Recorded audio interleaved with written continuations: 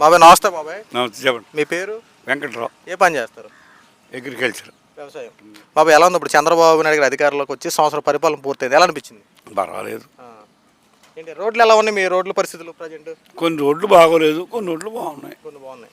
ఎలా ఉంది బాబు ఇప్పుడు మీ వ్యవసాయ రంగానికి సంబంధించి చంద్రబాబు నాయుడు గారు ఈ నెలాఖరు కల్లా ప్రతి రైతు ఖాతాలో అన్నదాత సుఖీభావ కింద చెప్పి 20,000 జమ చేస్తారన్నారు. జమ చేస్తారని నమ్ముతున్నారా? జమ చేస్తాకి ఇందులో చిన్న మతలబు ఉంది. ఇక్కడ బాబాయ్ రైతుకి చేరద్దా, కౌలుదారికి చేరద్దా? ప్రజెంట్ అయితే రైతుకే, కౌలుదారి గురించి ఇంకా పర్టికులర్ చెప్తుందా? మరి రైతుకి చేరినప్పుడు చేసేదంతా కౌలుదారులేగా. అంతేగా మరి. 100 ఎకరాలు పొలం ఉంటే 98 ఎకరాలు రైతు కౌలుదారు చేస్తున్నాడు.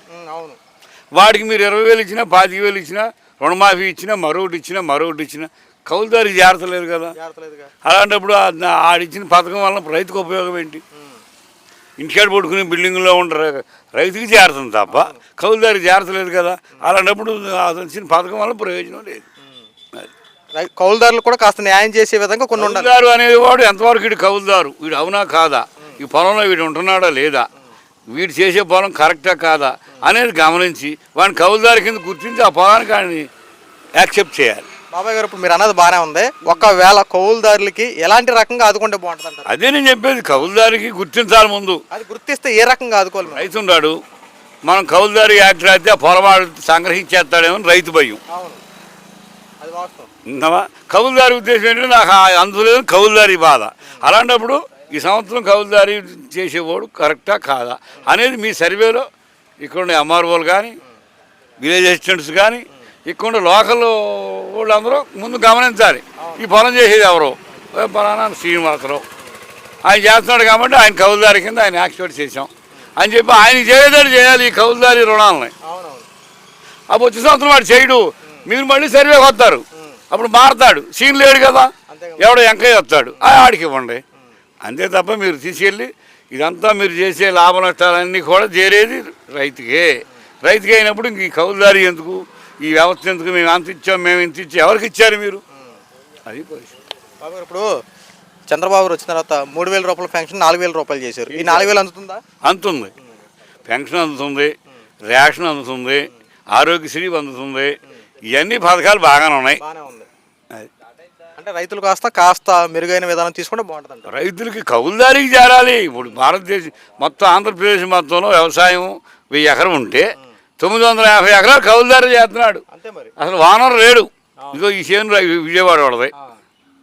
యాక్చువల్గా కౌలుదారి యాక్ట్ రాయమని ఆయన అడగకూడదు, మనం వాళ్ళు రాయరు. రాస్తే భూమి మనం బాగుందేమో, ఈ కోర్టు పరంగా ఆడు వెళ్తాడేమో, ఆ అమ్ముకునేటప్పుడు నాకేంటి అని అడుగుతాడేమో, అంటాడేమో అనే భయం వాళ్ళకు ఉంటుంది. అంతేత ఏమంటారంటే వాళ్ళ కింద చేసుకుంటున్నట్టుగా వాళ్ళు ఉంటారు. అది వాళ్ళ పద్ధతి ప్రకారం అది కరెక్టే. అది కాదు, మీ గవర్నమెంట్లో ఈ అఫీషియల్స్ అందరూ వచ్చి ఇది ఎంతవరకు కరెక్టు, ఇక ఈ పొలం వీడు చేస్తున్నాడా లేదా, చేస్తున్నాడు కాబట్టి దీని మీద వచ్చిన రాయితీలు ఆడికే చెందాలి అని ఆయన గుర్తించి వాడికి ఒక కార్డు ఇచ్చి ఈ సంవత్సరమే పని చేస్తుందిరా బాబు ఈ కార్డు అని చెప్పి చేస్తే అప్పుడు రైతుకు న్యాయం చేసినట్టు, న్యాయం జరిగినట్టు. తాతగారు ఇప్పుడు అలాగే ఏ మాత్రం న్యాయం లేదు. అరే ఇప్పుడు చూసుకుంటే రేషన్ వ్యాన్లు ఉన్నాయి కదా, అవి ఆపేశారు, రేషన్ షాపులు పెట్టారు. రేషన్ వ్యాన్లు ఉంటే బెస్టా, రేషన్ షాపులు ఉంటే బెస్ట్ అంటారా? ఖర్చు తగ్గింది అన్నావా. ఇంటి దగ్గరికి రాకుండా ఊళ్ళో ఒక 10 సెంటర్స్ ఉన్నాయి అనుకో, ఈ 10 రోజుల్లో 10 సెంటర్స్లో పెట్టమని ఈ రేషన్ డీలర్స్ని.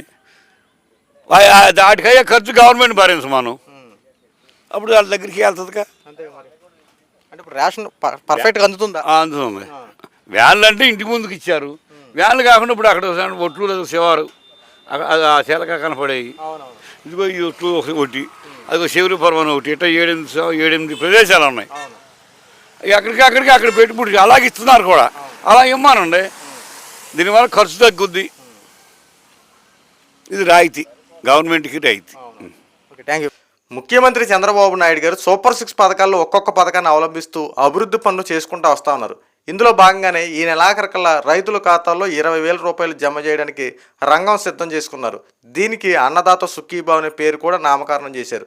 గతంలో వైఎస్ జగన్మోహన్ రెడ్డి రైతు భరోసా అని చెప్పి రైతులను ఆదుకున్న విధంగానే ఈ రోజున చంద్రబాబు నాయుడు గారు అన్నదాత సుఖీభావ్ కింద రైతులను ఆదుకోబోతా ఉన్నారు. కానీ వైఎస్ జగన్మోహన్ రెడ్డి అధికారంలో ఉన్నప్పుడు ఈ రైతు భరోసా పార్టీ భేదాలు చూపించేవారు. ముఖ్యంగా వైఎస్ జగన్మోహన్ రెడ్డి ఈ వాలంటీర్ వ్యవస్థను ఏర్పాటు చేయడం, ఈ వాలంటీర్లు చెప్పింది ఫైనల్ ఎలాగంటే, ఇదిగో ఇతను వైఎస్ఆర్సీపీ పార్టీ వాడు, ఇదిగో ఇతను జగన్మోహన్ రెడ్డికి వీరాభిమాని, ఇదిగో ఇతను టీడీపీ పార్టీ వాడు, ఇతను చంద్రబాబుకు అనుకూలంగా మాట్లాడతాడు అని చెప్పి పార్టీ భేదాలు చూపించి ఇక్కడ పార్టీ ఏ పార్టీ వాడు ఏంటని చెప్పి క్లారిటీ కనుక్కునేవారు వాలంటీర్లు.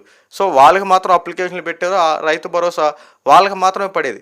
ఇక్కడ కౌలుదారులు భూదారులు ఇలాంటివి కాస్త పక్కనడితే పార్టీ భేదాలు చూపించేవారు. కానీ ఈరోజు కూటమి ప్రభుత్వం ఇలాంటి ఏమీ చేయట్లా.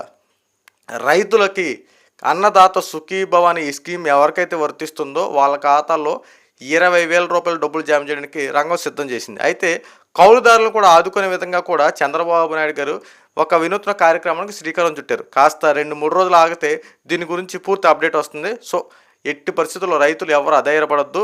చంద్రబాబు నాయుడు గారి యొక్క ఈ యొక్క విజన్ ఉన్న నాయకుడు, ఈయన ఆలోచించే విధానానికి ఖచ్చితంగా ఏదో ఒక రకంగా రైతులను ఆదుకోవడానికి అన్ని రకాలుగా ఉన్నటువంటి రైతులను ఆదుకునే విధంగా చర్యలు మాత్రం తీసుకున్నారు. కానీ కొంతమంది బురద జల్లే వ్యాఖ్యలు, శవరాజకీయాలు చేసేటువంటి మాటలు ఏంటంటే, చంద్రబాబు నాయుడు రైతులను మోసం చేశాడని చెప్పి వైఎస్ జగన్మోహన్ రెడ్డి వైఎస్ఆర్సీపీ పార్టీ వాళ్ళు ధర్నాలు చేయడం మనం చూసాం. ఎక్కడ చంద్రబాబు నాయుడు రైతుల్ని మోసం చేశాడు? ఈరోజున పండిన పంటకి 24 గంటలు గడవక ముందే డబ్బులు వాళ్ళ అకౌంట్లో జమ అవుతూ ఉన్నాయి. ఇందుకు చంద్రబాబు నాయుడు మోసం చేశాడా?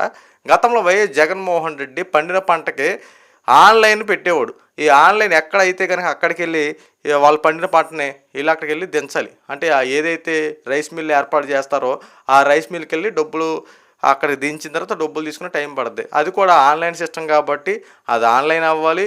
అది ఎక్కడ ఎలకెట్ చేశారో అక్కడికి వెళ్ళి దించడం, తర్వాత డబ్బులు తీసుకునే విధానంలో కూడా అనేకమైన మార్పులు చేర్పులు ఉండే జగన్మోహన్ రెడ్డి హయాంలో.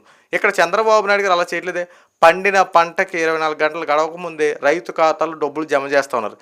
జగన్మోహన్ రెడ్డి ఎన్ని నువ్వు బురద జల్లే వ్యాఖ్యలు మాట్లాడినా, ఎన్ని శవరాజకీయాలు చేసినా సరే, చంద్రబాబు నాయుడు గారి పరిపాలనలో రైతులు సుఖ సంతోషాలతో ఉంటారనడంలో ఎటువంటి సందేహం లేదు. గతంలో నువ్వు రైతులను ఏ రకంగా ఇబ్బంది పెట్టావో, ఏ రకంగా మోసం చేసావో ప్రజలందరూ చూశారు. ఈరోజు నువ్వు కొత్తగా చెప్పాల్సిన అవసరం లేదు. ఎందుకంటే వైఎస్ జగన్మోహన్ రెడ్డి అనేవాడు ఉంటే ఆంధ్ర రాష్ట్రంలో ఏ దానికి అభివృద్ధి అనేది ఉండదు. ఒక్క వాలంటీర్ వ్యవస్థని నువ్వు నీ యొక్క సొంత సైన్యం ఉన్నటువంటి వాలంటీర్ వ్యవస్థని పక్కదారి పెట్టేసావంటే ఇక ఆంధ్ర రాష్ట్ర ప్రజలు ఏం చేస్తావు? నిన్ను నమ్మినటువంటి ఆంధ్ర రాష్ట్ర ప్రజలకి ఏ రకంగా నువ్వు అభివృద్ధి చేసావని చెప్పి మళ్ళీ ఈ రోజున ముఖ్యమంత్రి అవుతావని చెప్పి మాట్లాడుతున్నావు.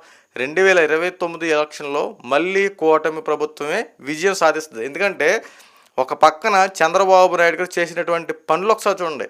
అమరావతి రాజధాని పనులే కానీ, ఆంధ్రలో జీవనాడి ఉన్నటువంటి పోలవరం ప్రాజెక్టే కానీ, ఇటు చూసిన ల్యాండ్ టైటిలింగ్ యాక్ట్ రద్దు చేసిన విధానమే కానీ, ఉచిత ఇసుక పాలసీ అవలంబించినటువంటి విధానమే కానీ, అన్ని రకాల వర్గాల వారికి ఈ రోజున చంద్రబాబు నాయుడు గారు చక్కగా ఏ సమయంలో ఏది అవసరం అన్నీ అందించుతూ రాష్ట్రంలో ఒక మెరుగైన పరిపాలనకి నాంది పలికారు. ఈ రోజున నువ్వు లా అండ్ ఆర్డర్ విషయంలో ఎన్ని రకాలుగా బురద జల్లే వ్యాఖ్యలు చేసుకుంటూ, లా అండ్ ఆర్డర్ని కంట్రోల్ తప్పేలా చేసుకుంటూ, వర్గాల మధ్య చిచ్చు పెట్టే విధంగా మీరు చేసినటువంటి అడావుడు ఇన్ని కాదు. మీ యొక్క పార్టీ నాయకులకి రక్షణ లేదు, మీ పార్టీ కార్యకర్తలకి రక్షణ లేదు. ఎందుకంటే నీ యొక్క పరామర్శ పేరుతో నీ యొక్క కార్యకర్తలు నువ్వే చంపుకునే సంఘటనలు కనబడతా ఉన్నాయి. ఈ రోజున నువ్వు మళ్ళీ వాళ్ళ మీద ముసలి కన్నీరు కాచడం, మిగిలితే మళ్ళీ చంద్రబాబు నాయుడు మీద అలా ఇలా బురద జల్లడం ఎందుకు వచ్చింది ఇది? గత 5 సంవత్సరాలు నువ్వు చేసినటువంటి పరిపాలనకి ఆంధ్ర రాష్ట్ర ప్రజలు నీకు 11 సీట్లు ఇచ్చి పక్కన కూర్చోబెడితే మళ్ళీ నా ఆంధ్ర రాష్ట్రంలోకి వెళ్ళిపోతా, ఆంధ్ర రాష్ట్ర ప్రజలు వదిలిపెట్టని చెప్పి ఎందుకు ఇబ్బంది పెడతా ఉంటావు? ఈరోజు నువ్వు చేసిన పనికి 2 కార్యకర్తలు బలైపోయారు. దీనికి సంజయ్ ఎవరు చెప్తావు? ఇదేంటంటే ప్రాణం కదా తీసుకుని మా కార్యకర్తలే కదా ఏమైపోద్ది అన్నట్టు మాట్లాడుతున్నారు మీరు కానీ, మీ యొక్క పాలక మండల వర్గాలు కానీ. ఏంటి దేనికోసం ఇదంతా?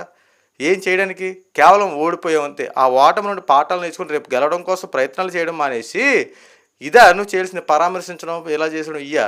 ఎందుకంటే జగన్మోహన్ ఆంధ్ర రాష్ట్రంలో ఏదో ఒక అంశానికి ఏదో ఒక అంశం మీద బురద జల్లే వ్యాఖ్యలు శవరాజులు చేయడం అంత అవసరమా?